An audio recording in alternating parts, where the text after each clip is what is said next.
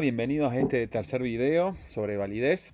Y acá lo que vamos a trabajar es con una de las evidencias que para muchos constituye la evidencia más importante en términos psicométricos, que es la evidencia basada en la estructura interna de una prueba. Esta evidencia, ¿cómo se obtiene? Básicamente, el componente más importante de esta técnica es que se centra en un procedimiento estadístico que se denomina análisis factorial. ¿Qué es lo que hace este procedimiento estadístico? Este procedimiento estadístico es un procedimiento que analiza patrones de relación entre una gran cantidad de variables y te permite identificar cómo se agrupan una serie de reactivos. ¿Sí? ¿Cómo funciona esta técnica? Bueno, esta técnica se basa en la covariación de los ítems y en un supuesto que planteó un autor que se llama Galton, ¿sí? Y que después fue refinado matemáticamente por otros autores, pero Galton inicialmente planteaba que cuando dos variables covarían, ¿qué significa que covaríen? Significa que cuando una cambia, la otra también cambia, ¿sí? Y que si una variable cambia en una dirección y la otra variable cambia en la misma dirección y al mismo tiempo, eso significa que están covariando.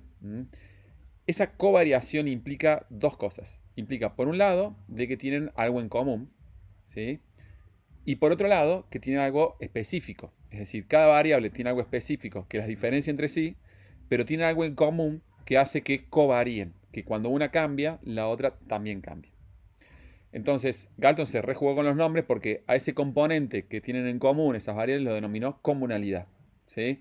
Y ese componente que es específico de cada variable los denominó especificidad. ¿Qué es lo que hace el análisis factorial? El análisis factorial lo que se pone a analizar es si existe una comunalidad entre un conjunto de ítems, ¿sí? Y ustedes dirán, bueno, ¿y esto para qué me sirve a mí? ¿De qué manera es útil como para saber si una prueba es válida? Bueno, ¿se acuerdan que en un video anterior yo les comentaba que cuando construimos un test, tenemos un dominio de comportamiento, elegimos una serie de ítems de ese dominio, una muestra de ítems, pero que siempre corremos el riesgo de que al momento de elegir una muestra, elijamos muestra de otro dominio, ¿sí? Parecido, pero que no es el mismo dominio. Entonces, cuando yo calcule esos puntajes totales, voy a tener como una especie de ensalada de fruta, porque voy a tener ítems que son de un dominio, pero también ítems que son de otro dominio, ¿sí? Entonces, ¿qué pasa? El análisis factorial lo que me permite a mí es, analizando el patrón de covariación de todos esos ítems, ¿sí? Supónganse que yo tengo esos 90 ítems, que yo decía que todos esos 90 ítems son indicadores de ansiedad ante exámenes, ¿sí? Bueno, si yo hago un análisis factorial, lo que debería ver es que esos ítems tienden a agruparse entre sí. Y aquellos ítems que no se agrupen, que no covaríen con este conjunto de ítems, esos ítems que me quedan como sueltos, ¿qué me está indicando? Me está indicando que están midiendo otra cosa, que no están midiendo el mismo rasgo que estos otros, ¿sí?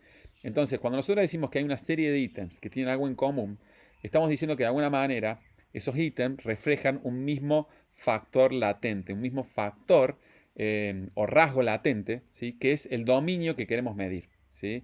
Entonces, si yo veo que de forma sistemática, por ejemplo, cuando una persona, no sé, tiene problemas de concentración, tiene problemas para relajarse, tiene problemas para dormir, tiene problemas se siente activado todo el tiempo, tiene dolor muscular de la activación que tiene, etcétera. Y yo veo que todos esos síntomas tienden a covariar. Es decir, que cuando aparece uno suelen aparecer los otros también. Entonces, eso que te está indicando, esa covariación conjunta de todos esos reactivos, lo que te está indicando es que hay un factor subyacente común, que en este caso sería el estrés, ¿sí? Entonces, si yo noto, cuando tengo un conjunto de ítems, que esos ítems se tienden a agrupar entre sí, entonces me está diciendo que esos ítems miden lo mismo. Y si hay ítems que no se agrupan con estos otros, me está diciendo que están midiendo otra cosa distinta. Entonces yo cuando elaboro una prueba, lo que hago es aplicar este procedimiento estadístico que se llama análisis factorial, y en función de eso elimino aquellos reactivos que no se agrupan con el resto de los ítems. ¿Por qué? Porque eso está indicando que esos reactivos están midiendo una cosa distinta, ¿sí? Ahora les voy a mostrar un poquitito, en otro video, mejor dicho, les voy a mostrar cómo se hace un análisis factorial, cómo es el software estadístico que se usa para hacer estos análisis, pero lo que más me interesa es que sepan la lógica que conlleva este procedimiento estadístico. Es decir, no me interesa que conozcan al detalle el procedimiento estadístico, sino sobre todo la lógica subyacente, ¿sí? Y por qué se está utilizando. Esta técnica, el análisis factorial, también tiene un beneficio adicional o un uso adicional. Ocurre que muchas veces cuando nosotros hacemos una medición de un constructo, suponemos que ese constructo tiene una estructura, ¿sí? Tiene como subdimensiones. Por dar un ejemplo, yo cuando les hablaba hace un ratito de lo que era supóngase que yo quiero evaluar ansiedad ante exámenes, y decía que había tres tipos de síntomas típicos de la ansiedad ante exámenes que se podía diferenciar en síntomas cognitivos, ¿sí? Como por ejemplo pensamientos de me va a ir mal, no voy a probar, voy a pasar vergüenza, seguro que todos aprueban y yo no. Bueno, todos esos pensamientos son ejemplos de síntomas cognitivos, ¿sí? Yo le decía también que había síntomas fisiológicos, por ejemplo, cuando vos estás ansioso por rendir un examen, puede ser que tengas una sensación extraña en la panza, que sientas que el corazón te late muy rápido, que tengas tensionado el cuerpo, ¿sí? Bueno, esos son síntomas fisiológicos. Y también puede ser que tenga síntomas conductuales, ¿sí? Como por ejemplo que coma de forma compulsiva o fume mucho, ¿sí? O no me pueda quedar quieto, etcétera. Entonces, ¿qué estoy diciendo yo? Yo en términos teóricos estoy diciendo de que hay un factor, ¿sí? Que se llama un constructo psicológico que se llama ansiedad ante exámenes y que ese constructo se puede como subdividir en tres dimensiones, ¿sí? Tiene como tres partes. Tiene síntomas cognitivos, síntomas fisiológicos y síntomas conductuales, ¿sí? Ese es el modelo teórico del cual yo parto para construir una prueba, ¿sí? En este caso. Puede ser que otro investigador parte de otro modelo teórico donde dice que hay otros indicadores, otras dimensiones, ¿sí? Y bueno, por eso puede ocurrir y no significa que esté mal. Vamos a ver que cada test tiene un modelo teórico subyacente. Ahora, ¿qué es importante? Lo que es importante es que los ítems sean coherentes con ese modelo teórico, ¿sí? ¿Qué quiere decir esto? ¿Se acuerdan que yo les decía que el análisis factorial te permite ir agrupando, ¿sí? Diferentes tipos de indicadores cuando se observa, cuando la técnica observa que están interrelacionados? ¿Mm? Cuando esta técnica observa que cuando un ítem, supongamos que tenemos cuatro reactivos, ¿sí? Y supongamos que esta técnica empieza a ver, cuando este cambia, ¿qué pasa con estos otros ítems? Cuando este cambia, ¿qué pasa con los otros ítems? Y así, empieza a analizar todo el patrón de covariación que pueda haber. Y cuando observa que estos dos ítems tienden a covariar sistemáticamente, significa que estos dos ítems tienen algo en común. Y si vemos que estos dos ítems no covarían con estos, pero sí covarían entre sí, significa que estos dos ítems tienen otra cosa en común. ¿Se entiende? O puede ser que observemos que los cuatro ítems covarían simultáneamente al mismo tiempo. Entonces significa que los cuatro ítems tienen el mismo factor en común, ¿sí? Ahora, un poco como está representado ahí en el diagrama. Fíjense que hay ítems distintos, ¿sí? Y esta técnica lo que te permite es agruparlo en función del patrón de interrelación. Y te va a juntar aquellos ítems que están más agrupados entre sí por un lado y aquellos ítems que están más agrupados entre sí por otro, ¿sí?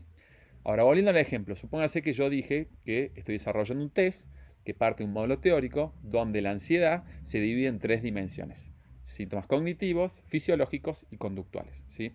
Si yo, al construir una serie de ítems, aplico esos ítems a una muestra grande de personas, ¿sí? Y veo, por medio de análisis factorial, que después esos ítems se agrupan en tres dimensiones y que esas tres dimensiones son coherentes con lo que yo había hipotetizado a nivel teórico, entonces el test tiene evidencia de estructura interna. ¿Qué significa? Que la forma en la cual se agrupan esos ítems es coherente con la estructura teórica que yo había propuesto, ¿sí? Ahora, si yo veo, al aplicar la técnica, que estos ítems se agrupan, por ejemplo, en 10 dimensiones, o en 2 dimensiones, o en una sola dimensión, es decir, no importa, en dimensiones con un número distinto a la cantidad de dimensiones que yo hipotetizaba a nivel teórico, entonces eso significa que el test no tiene evidencia de estructura interna, es decir, que la estructura que se está observando en el comportamiento de los ítems no es coherente con lo que yo estaba pensando a nivel teórico. Y ahí pueden estar pasando dos cosas. O los ítems que yo generé, la muestra de comportamiento que yo generé, no es buena, y son ítems que no son representativos de ese dominio teórico, y por eso la estructura que tienen no se corresponde a nivel teórico con lo que yo creía. O bien lo que puede estar pasando es que ese modelo teórico no es como yo pensaba. Es decir, que yo suponía que quizás la ansiedad se podía agrupar o se podían identificar tres subdimensiones, ¿sí? Pero en realidad lo que me está diciendo es que ese modelo teórico que yo estoy planteando no tiene una validez en términos empíricos, es decir, no se observa cuando yo me pongo a analizar el comportamiento de los ítems, ¿sí?